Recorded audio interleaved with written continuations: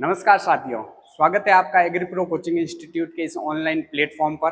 दोस्तों, हमारा जो एग्रीकल्चर 12th का जो प्रथम चैप्टर था उसका आज ये नेक्स्ट पार्ट है।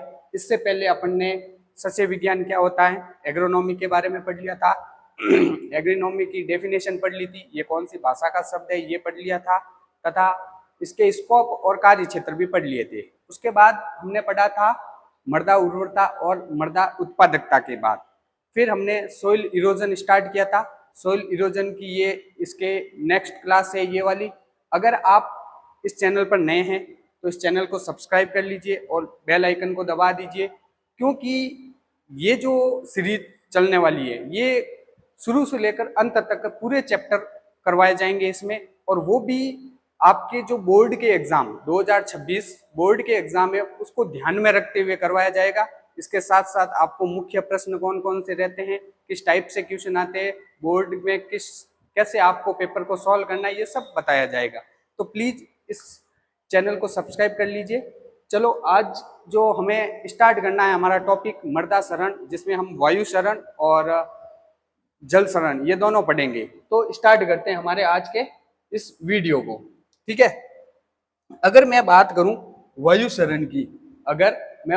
वायु शरण की, तो देखो होता क्या है कि जब मृदा के जो कण होते हैं वो एक स्थान से दूसरे स्थान पर जाते हैं, वो भी किसके द्वारा, वायु के द्वारा, तेज हवाओं के द्वारा। जब मृदा के कण एक स्थान से दूसरे स्थान जाते हैं तो उसे क्या कहते हैं, वायु शरण कहा जाता है। जब यही कण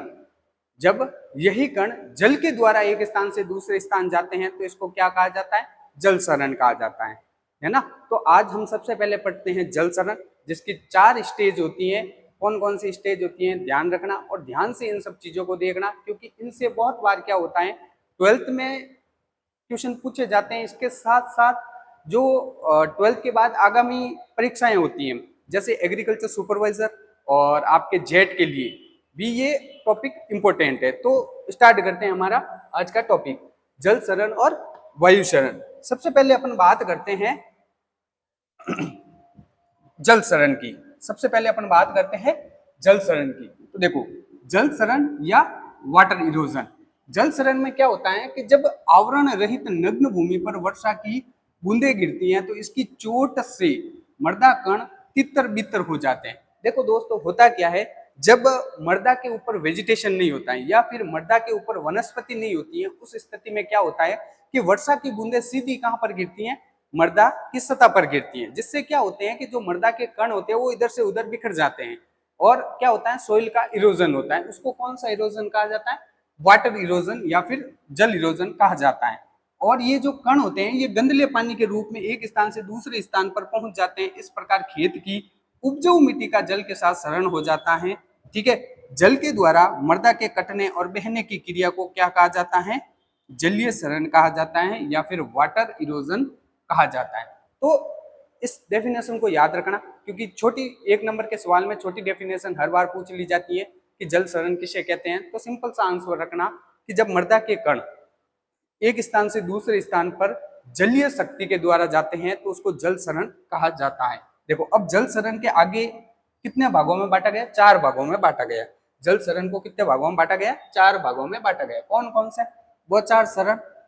और इसको स्प्लैश इरोजन भी कहा जाता है, परत शरण, जिसे क्या कहा जाता है, सीट इरोजन कहा जाता है। क्या कहा जाता है, सीट इरोजन कहा जाता है, ठीक है। फिर रील इरोजन, ठीक है, जिसे रील इरोजन ही कहते हैं। अवनालिका इरोजन, जिसको गली इरोजन के नाम से भी जाना जाता है। देखो दोस्तों, ऐसा है कि इसके कुछ नाम इंग्लिश में भी आपको याद करने पड़ेंगे। जैसे कि मैं अगर बात करूं, परत शरण है, हिंदी में इसको परत शरण कहते हैं, लेकिन इंग्लिश में इसको क्या कहते हैं, सीट इरोजन कहते हैं ना, सीट शरण।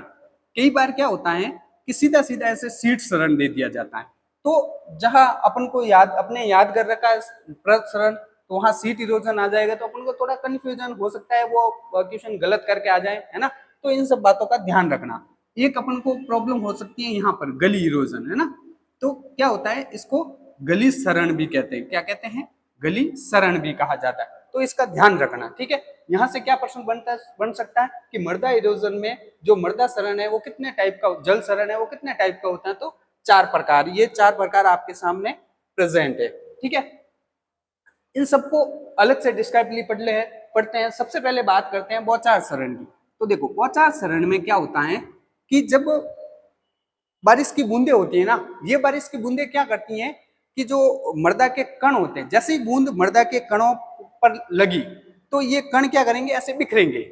आप देखना कभी, जैसे आप कहीं से जा रहे हो और किसी ने रेत पर पानी डाला या किसी ने पानी डाला, तो होता क्या है, वो पानी उछलता है, वो पानी उछलता है, उसके साथ साथ कई मृदा के कण भी उछलते हैं, है ना, कई मृदा के कण भी उछलते हैं। तो जिससे क्या होता है, मृदा का इरोजन होता है, इससे मृदा का इरोजन। ये तो एक छोटा एग्जांपल होगा, लेकिन जब बारिश वगैरह होती है तो बारिश के दौरान बहुत सारे कण इधर से उधर उछलते हैं, तो मृदा के कण इधर से उधर होते हैं। ठीक है, ये सबसे पहली अवस्था होती है मृदा सरण की, है ना।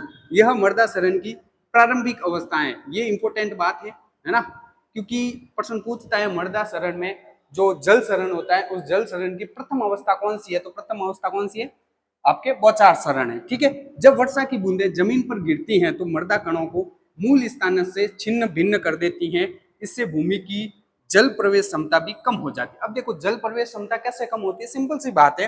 होता क्या, मृदा के अंदर जो ऊपरी परत होती है, इन ऊपरी परत में क्या होते हैं, रंध्र अवकाश होते हैं, है ना। जब ये कण बिखरते हैं, बूंदों की वजह से जब ये कण बिखरते हैं, तो उस स्थिति में क्या हो जाता है कि ये कण इन रंध्रों को बंद कर देते हैं। ये जो कण होते हैं मृदा के रंध्रों को बंद कर देते हैं। जब मृदा के रंध्रों को बंद कर देते हैं तो उस स्थिति में क्या कर जाता है, पानी नीचे कम जाता है और बहना शुरू हो जाता है ना। और यह सरण वर्षा की बूंदों के आकार और गहनता से भी प्रभावित होता है। अगर बूंदे छोटी हैं तो मृदा के कण कम उछलेंगे, है ना। वहीं अगर बूंदे बड़ी हैं और बारिश में की तेजी से हो रही है ना, बूंदे बड़ी हैं और बूंदे बड़ी तीव्रता से आ रही है, तो उस स्थिति में क्या होगा, ये सरण ज्यादा होगा।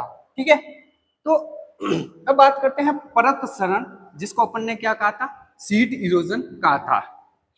बूंदों के द्वारा कणों के बिखरने के बाद वर्षा की जल पूर्ण सतह पर मिट्टी की पतली तह को अपने साथ बहा ले जाती है। इस प्रकार खेत की उपजाऊ मिट्टी भी ऊपरी सरत से खेत से बह जाती है। इसको परत सरण कहते हैं। देखो होता क्या है कि जब पानी ऊपर से बहना शुरू होता है तो बहते हुए पानी के अंदर मृदा के छोटे छोटे कण भी इसके साथ बहते हैं। अगर आप इसको ध्यान से गौर से देखोगे तो आपको ये दिखाई देंगे, अन्यथा सीधा ये नजरों में नहीं आते। और किसान या फिर अपन भी इसको इतना लाइटली नहीं लेते हैं, लेकिन आपको जानकर बहुत हैरानी होगी कि यही सरण है जो सबसे ज्यादा नुकसानदायक होता है। एक तो ये आसानी से दिखाई नहीं देता है, जब इसको गौर करके देखते हैं तो पता चलता है कि मृदा के कण इधर से उधर जा रहे हैं। ठीक है, दूसरा, जब ये ऊपर की परत अपने साथ लेकर जाता है जल, तो ये साथ साथ में क्या करता है, पोषक तत्वों को भी अपने साथ ले जाता है। क्योंकि देखो होता क्या है, जो पोषक तत्व होते हैं वो मृदा की ऊपर की परत में होते हैं। जब ऊपर की परत बह कर जाती है तो साथ में पोषक तत्व भी जाते हैं, इसीलिए इसको सबसे हार्मफुल अवस्था कहा गया है, ध्यान रखना है ना।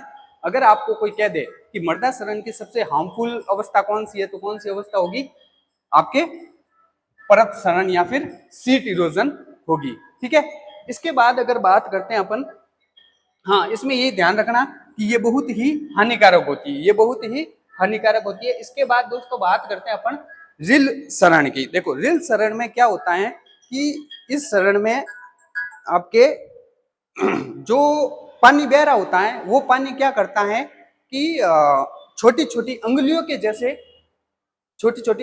जैसे क्या कर देता है, नालियां बना देता खेत में, है ना। ये नालियां कहाँ बनेगी, जहां पर मृदा में थोड़ी सी ढलान होगी, है ना। अब होता क्या है, जैसे मान लो बारिश शुरू हुई, तो बारिश शुरू होने पर जो बूंदों की वजह से मृदा इतर बितर हुई, उससे सरण हो रहा है।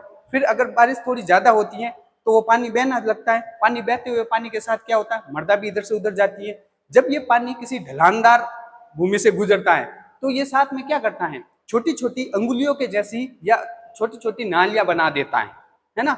छोटी छोटी क्या बना देता है, नालियां, जिसको क्या कहा जाता है, रिल इरोजन कहा जाता है। ये नालियां क्या की जाती हैं, आप अगर खेत में कृषि कार्य कर रहे हो या फिर खेत में निराई गुड़ाई जुताई कर रहे हो तो इस दौरान इसको समाप्त किया जा सकता है ना।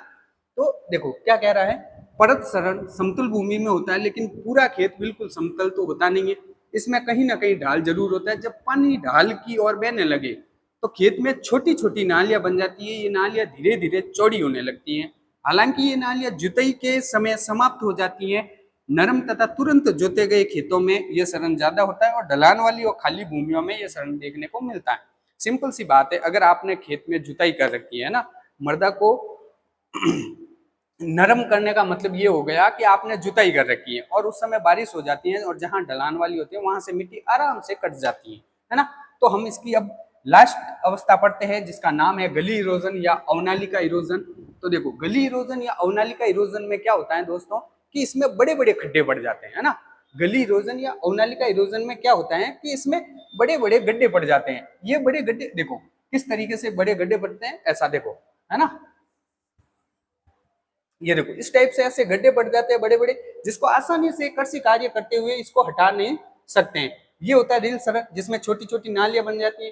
परत में क्या होता है, ऊपर की परत जाती है, और बौछार सड़न में क्या होता है, मृदा के कण आपस में उछलने लगते हैं, है ना। तो गली इरोजन में क्या कहता है, गली इरोजन में कहता है कि यह रील सड़न की बढ़ती अवस्था है। यहाँ से भी कई बार प्रश्न पूछता है कि रील सड़न की अगली अवस्था कौन सी होती है, या फिर रील सड़न की बढ़ती अवस्था कौन सी होती है, तो वो कौन सी है, गली इरोजन होती है। जब ढाल अधिक होता है तो रील सड़न द्वारा बनाई गई नालियां इतनी चौड़ी हो जाती हैं, इतनी गहरी हो जाती हैं कि उपजाऊ मिट्टी के कटने के बाद अधोमृदा भी कटती है। अब देखो अधोमृदा, यहाँ एक टर्म आया अधोमृदा। अधोमृदा क्या होती है, जो ऊपर की मृदा होती है उसको ऊपरी मृदा कहा जाता है, या फिर पृष्ठ मृदा कहा जाता है, या टॉप सोइल कहा जाता है। ठीक है, ये टॉप सोइल या ऊपर की मृदा होती है या पृष्ठ मृदा होती है, इसकी जो गहराई की बात करें तो वो 0 से लेकर 15 सेंटीमीटर तक होती है। अब 15 सेंटीमीटर के नीचे की जो मृदा होती है ना, उस मृदा को कहा जाता है अधोमृदा, या फिर इंग्लिश में बात करें तो टॉप सोइल कहा जाता है ना। क्या कहा जाता है, टॉप सोइल। इस प्रकार के कटान को अवनालिका या नालीदार सड़न भी कहते हैं। ये नालियां साधारणतः जुताई आदि के दौरान समाप्त नहीं होती है। मृदाओं में कृषि कार्य करना भी क्या हो जाता है, कठिन हो जाता है। जाहिर सी बात, अगर आपके खेतों में बड़े बड़े गड्ढे पड़ गए हो तो वहां पर खेती आसानी से नहीं की जा सकती है। तो ये हमने पढ़ा था जल सरण। जल सरण क्या होता है, जो सरण जल के द्वारा होता है उसे जनरली जल सरण कहा जाता है। और जल सरण कितने प्रकार का होता है, 4 प्रकार का होता है, जिसे सबसे पहले था बौछार सरण, दूसरा था सीट सरण, तीसरा था रील सरण और चौथा था गली सरण। ठीक है, इन चारों को याद रखना। इनमें से सबसे महत्वपूर्ण और सबसे ज्यादा होने वाला या सबसे हानिकारक सड़न कौन सा था, वो था सीट इरोजन, है ना, वो परत सड़न था। ठीक है, सबसे प्रथम अवस्था कौन सी थी, बौछार या स्प्लेश अवस्था थी। ठीक है, तो अब देखो जलीय सड़न को प्रभावित करने वाले कारक कौन कौन से है ना, फैक्टर अफेक्टिंग वाटर इरोजन। सबसे पहले बात करते हैं जलवायु की, कि जलवायु किस तरीके से जल सड़न को प्रभावित करता है। ठीक है, अब देखो जहां पर बारिश ज्यादा होती है और वहां की जिन इलाकों में बारिश ज्यादा होती है तथा उन इलाकों में मृदा भी कैसी है, अगर मान लो मृदा रेतीली हो, बारिश भी ज्यादा हो रही है और मृदा भी कैसी है, रेतीली है, तो होगा क्या कि वहां पर सड़न देखने को मिलेगा, वहां पर सड़न देखने को मिलेगा। ठीक है, दूसरा वहीं अगर मान लो बारिश कम हो रही है ना, तो फिर हो सकता है कि जल द्वारा सड़न थोड़ा कम हो। अगली बात करते हैं स्थल आकृति या फिर टोपोग्राफी। तो देखो इस तरीके से अगर हाई स्लोप होगी, है ना, लो स्लोप होगी, हाई स्लोप होगी, तो होगा क्या कि यहाँ से अगर मान लो यहाँ बारिश होती है तो पानी बहकर नीचे आएगा, पानी बहकर नीचे आएगा तो साथ में मृदा को भी लेकर आएगा। अगर आपके वहां की मृदा या जो सोइल है या फिर जो खेत है वो एकदम समतल है तो हो सकता है वहां पर सड़न कम हो।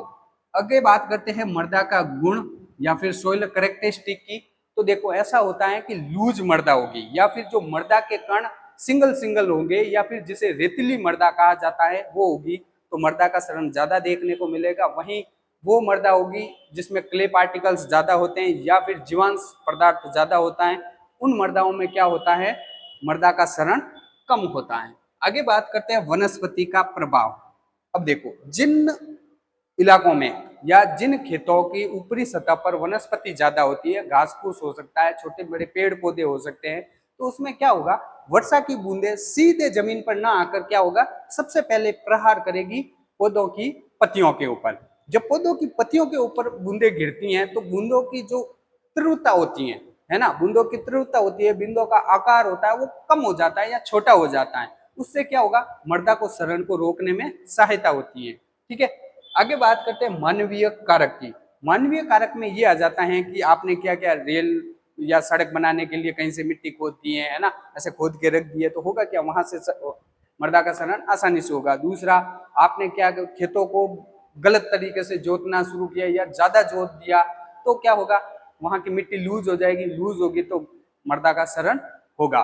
तो इस तरीके से बहुत सारे मानवीय कारण होते हैं, जिसमें पेड़ पौधे भी कटान है ना, और अलग गलत तरीके से चारागाह में गायों भैंसों को चराने से भी क्या होता है, मृदा का क्षरण देखने को मिलता है। तो ये मृदा क्षरण को प्रभावित करने वाले कारक है जलवायु, स्थलाकृति, मृदा गुण, वनस्पति का प्रभाव और मानवीय कारक। आगे बात करें अपन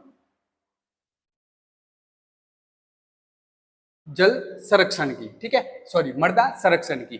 देखो होता क्या है कि मृदा संरक्षण की बात करें तो मृदा संरक्षण में क्या होता है कि मृदा संरक्षण कहते किसको है कि जब हम मृदा को क्षरण होने से बचाते हैं, जब हम मृदा को क्षरण होने से बचाते हैं तो उसको क्या कहा जाता है, मृदा संरक्षण कहा जाता है या फिर सोइल कंजर्वेशन कहा जाता है। ठीक है, क्या कहता है, वे विधियां जो भूक्षरण को रोकने तथा जल संरक्षण के लिए अपनाई जाती है मृदा संरक्षण विधियां कहलाती है। ये मुख्यतः निम्न है। देखो अब कौन कौन सी विधियां हैं जो जल अपने संरक्षण मृदा संरक्षण को रोकती है। सबसे पहले इनको कितने भागों में बांटा गया, दो भागों में, एक तो जैविक विधि और एक यांत्रिक विधि, एक जैविक विधि और एक यांत्रिक विधि। ठीक है, जैविक विधि और यांत्रिक विधि में क्या होता है कि इसमें सबसे पहले पढ़ते हैं अपना सस्य संबंधित विधियां, एग्रोनॉमिकल मेथड, किसमें पढ़ते हैं, जैविक विधियों में। सबसे पहला कहता है समोच्च खेती। अब देखो समोच्च खेती जिसको कहा जाता है कंटूर फार्मिंग, समोच्च खेती जिसको क्या कहा जाता है, कंटूर फार्मिंग। अगर मान लो आपका इलाका ऐसा है ढलानदार और वहां पर क्या होता है कि कंटूर बनाना, देखो किस तरीके से होगा, जैसे मान लो आपकी सोइल कुछ इस तरीके से ढलानदार है ना, तो आपको क्या करना है, खेतों की जो जुताई करनी है वो इस तरीके से करनी है ना, खेतों की जो जुताई करनी है वो कुछ इस तरीके से करनी है, जिसको क्या कहा जाता है, समोच्च खेती या कंटूर फार्मिंग कहा जाता है। मतलब अगर ढाल इस तरीके से तो आपको खेती इस तरीके से करनी है ना, खेती इस तरीके से करनी है, तो उसको क्या कहा जाता है, समोच्च खेती। इससे क्या होगा कि जब जो पानी नीचे गिरेगा वो पानी सीधा ना बहकर इन नालियों के अंदर से होते हुए नालियां टूट के नीचे आएगा, तो पानी का जो बहाव होगा वो तेज ना होकर धीरे हो जाएगा। ठीक है, दूसरा है भू परिष्करण या टिलेज। तो देखो भू परिष्करण या टिलेज में क्या होता है, हम सही विधियों का यूज करेंगे, है ना। दूसरा, मिट्टी को जब जरूरत होगी तो उसके अनुसार ही उसमें उसको लूज करेंगे, है ना।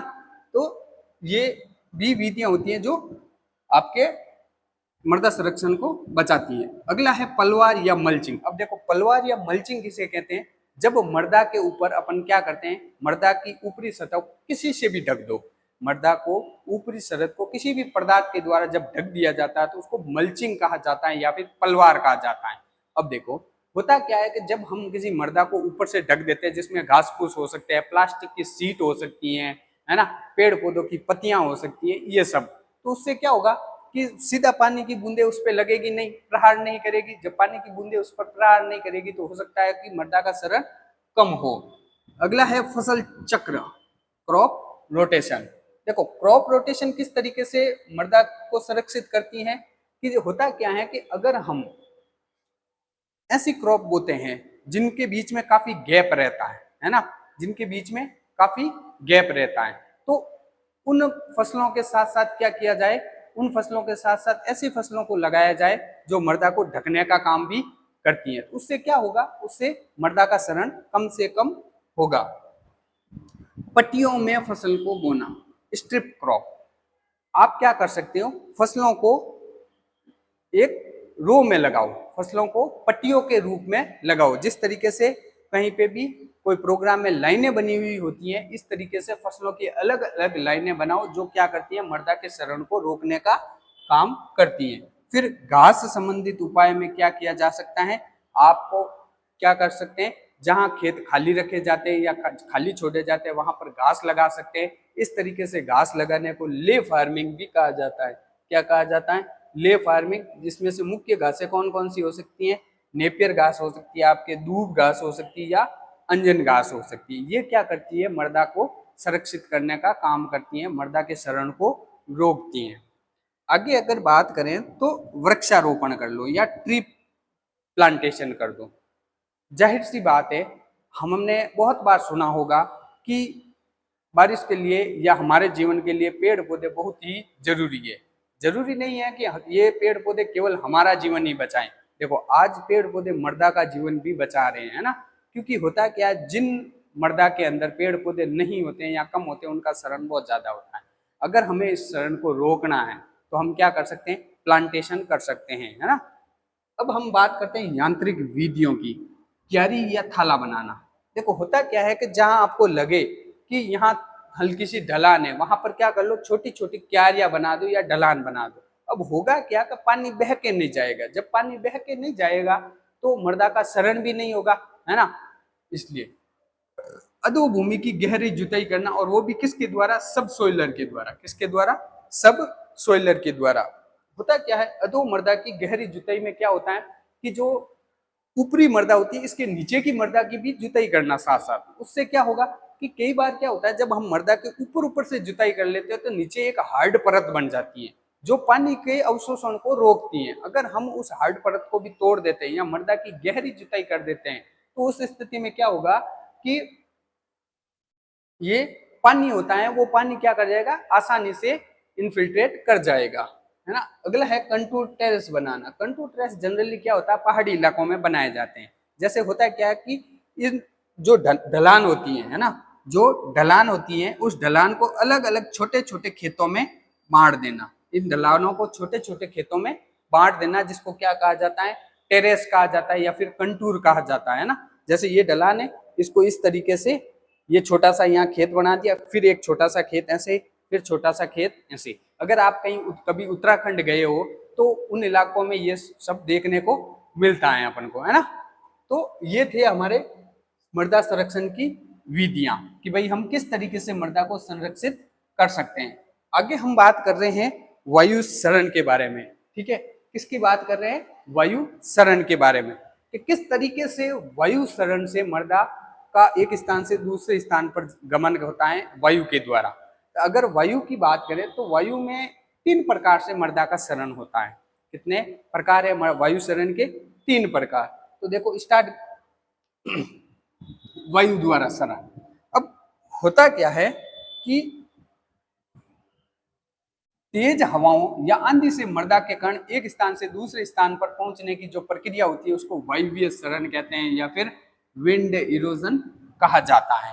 यह क्षरण, अब जाहिर सी बात है कि यह क्षरण कहाँ देखने को मिलेगा, जहां की जो मृदा है वो वनस्पति विहीन है, यानी कि वनस्पति नहीं है उनके ऊपर। या फिर कहाँ देखने को मिलेगा, जहां सूखा बहुत ज्यादा पड़ता है ना, सूखा पड़ता है और रेतीली मृदा है, वहां पर ये वायु क्षरण देखने को सबसे ज्यादा मिलता है। इसको अर्ध शुष्क या शुष्क क्षेत्रों में ज्यादा होता है, जहां वनस्पति नहीं के बराबर पाई जाती है। ठीक है, वायु द्वारा जो मृदा क्षरण होता है वो कितने प्रकार का है, 3 प्रकार का। सबसे पहले बात करते हैं उच्छलन या सेल्टेशन, दूसरा है निलंबन या सस्पेंशन, तीसरा है सतह सर्पण या सरफेस क्रीप। अब देखो, उच्छलन या सेल्टेशन में क्या होता है, जो मृदा के कण होते हैं वो उछल उछल कर आगे जाते हैं, है ना। जो मृदा के कण होते हैं वो क्या करते हैं, उछल उछल कर आगे जाते हैं। अब देखो, मैं तुम्हें कहूं कि कोई एक वस्तु है, उस वस्तु को 100 मीटर तक आपको लेकर जाना है या फिर 100 फीट तक आपको लेकर जाना है, तो उस स्थिति में क्या करना है, अगर वस्तु आप उस वस्तु के भार को आसानी से उठा सकते हो तो आप आसानी से लेके चले जाओगे। अगर वस्तु थोड़ी सी भारी है तो आप क्या करोगे, एक बार उठाओगे, 2 कदम चलोगे, फिर रखोगे, फिर थोड़ा उठाओगे, 4 कदम चलोगे, फिर रखोगे। तो हो क्या रहा है कि उच्छलन में जो मृदा के कण हैं वो थोड़े से भारी है ना, थोड़े से भारी है, इसीलिए ये क्या कर रहे हैं, इस तरीके से गिर गिर कर आगे जा रहे हैं, है ना, जिसको उच्छलन या सेल्टेशन कहा जाता है। अगला होता है निलंबन या सस्पेंशन। निलंबन या सस्पेंशन का मतलब होता है हवा के अंदर इन कणों का तैरना, हवा के अंदर इन कणों का तैरना, उसको निलंबन या सस्पेंशन कहा जाता है। ये मृदा के कण सबसे हल्के होते हैं, इसीलिए ये वायु के हल्के से झोंके के साथ ये उड़ जाते हैं और घंटों और करोड़ों हजारों किलोमीटर तक चले जाते हैं। अगली बात करें सतह सर्पण, सरफेस क्रीप। सतह सर्पण का मतलब होता है जो मृदा के कण है वो रेंग कर जाएंगे, है ना। मृदा के कण पृथ्वी जो मृदा की सतह है इस सतह पर रेंग कर जाएंगे, वो उछलते हुए या हवा में उड़कर नहीं जाएंगे, क्योंकि ये मृदा में सबसे बड़े कणों की बात कर रहा है। सबसे पहले बात करते हैं उच्छलन या फिर सेल्टेशन की। तो इसमें जो मृदा के कण होते हैं वो 0.1 से लेकर 0.5 mm तक के कण होते हैं। ऐसे कण जिनका व्यास 0.1 से लेकर 0.5 mm तक हो, किसमें?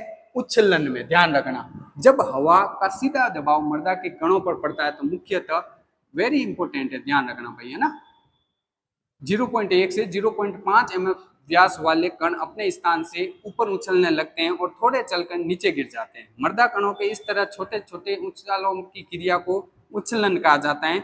मृदा क्षरण में भार की दृष्टि से देखा जाए 50 से 75% जो क्षरण होता है वो इसी मेथड के द्वारा होता है ना। तो इसमें दो बातें याद रखनी है, एक कि उच्छलन में 0.1 से लेकर 0.5 mm व्यास वाले कण होते हैं, दूसरा 50 से 75% क्षरण होता है वो उच्छलन के द्वारा ही संभव होता है। आगे बात करते हैं सस्पेंशन या निलंबन की।